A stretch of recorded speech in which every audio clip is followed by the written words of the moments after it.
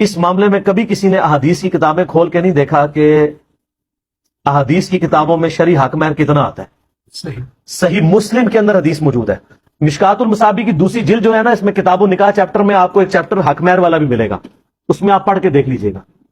قرآن حکیم میں تو سورہ نساء میں کیٹاگوریکل آیا ہے کہ اگر تم لوگوں نے ڈھیروں سونا چاندی بھی اپنی بیوی کو دیا نا حق مہر میں، طلاق کے بعد واپس نہ لو، تو ڈھیروں سونا چاندی بھی آپ حق مہر میں دے سکتے ہیں۔ البتہ صحیح مسلم میں حدیث ہے کہ نبی صلی اللہ علیہ وآلہ وسلم نے ازواج مطہرات کا جو حق مہر تھا نا، وہ کتنا رکھا تھا وہ آپ دے ہی نہیں سکتے۔ وہ حق مہر تھا 12.5 اوکیا چاندی، اور ایک اوکیا جو ہے اس میں 40 درہم ہوا کرتے تھے، یہ 500 درہم بنتے ہیں، 500 درہم۔ اور سنن ابی داؤد، ترمذی اور سنن دارمی میں ملتا ہے کہ نبی علیہ السلام نے اپنی بیٹیوں کا حق مہر بھی یہی رکھا تھا، 500 درہم۔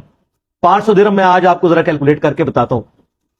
نبی صلی اللہ علیہ وآلہ وسلم کے مبارک زمانے میں 200 درہم جو ہے وہ 52.5 تولے چاندی ہوا کرتی تھی، وہ جو نصاب ہے، اور اس کی ورتھ اتنی ہوتی تھی جو 20 دینار کی ہوا کرتی تھی، 7.5 تولے سونا آج کا۔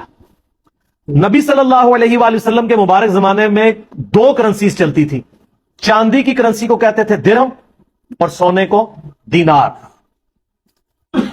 1 دینار کے اندر 10 درہم آتے تھے، یعنی 10 ٹائمز تھا، یعنی 1 سونے کا سکہ ہو تو 10 آپ کو چاندی کے سکے ملتے تھے۔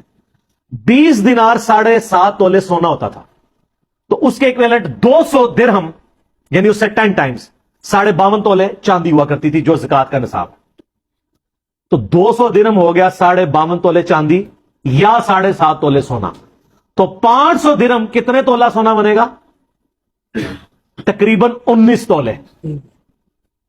19 تولے سونا صحیح مسلم شریف ہے، یہ بابا شریف نہیں، بزرگ شریف نہیں، صحیح مسلم شریف میں آج کی ڈیٹ میں تقریباً 19 تولے سونا شرعی حق مہر بنتا ہے، اور اب تو تقریباً 90,000 روپے تولہ ہو چکا ہے، 16-17 لاکھ روپے آج کا بنتا ہے۔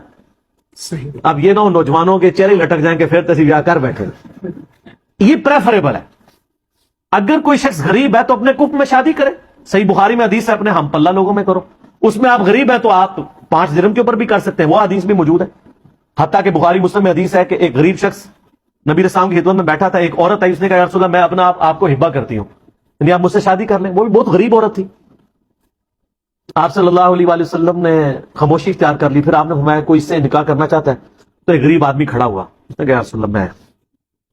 آپ نے فرمایا کوئی چیز ہے حق مہر میں دینے کے لیے؟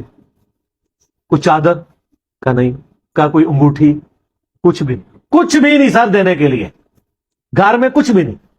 پھر آپ نے السلام نے اینڈ پہ پوچھا قرآن یاد ہے؟ اس نے کہا مجھے کچھ صورتیں یاد ہیں۔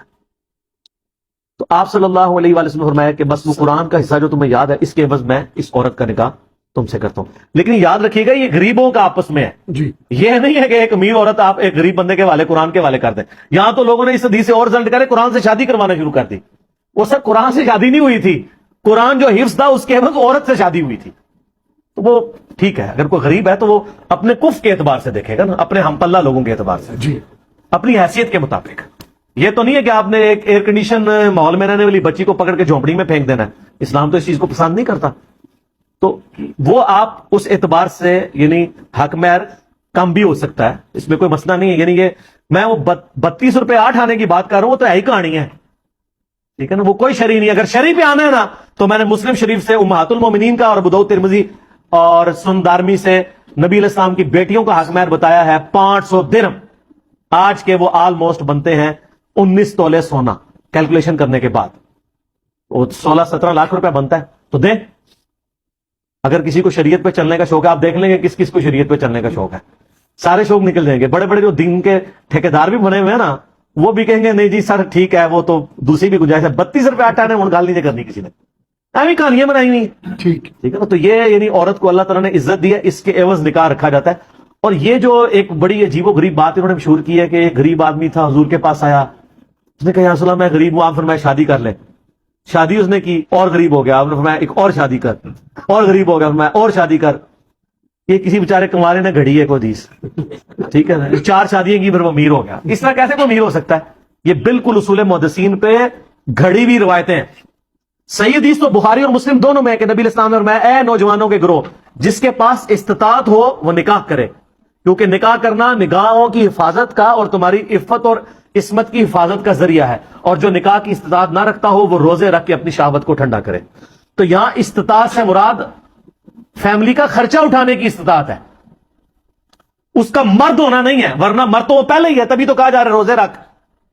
تو کون سی استطاعت ہے؟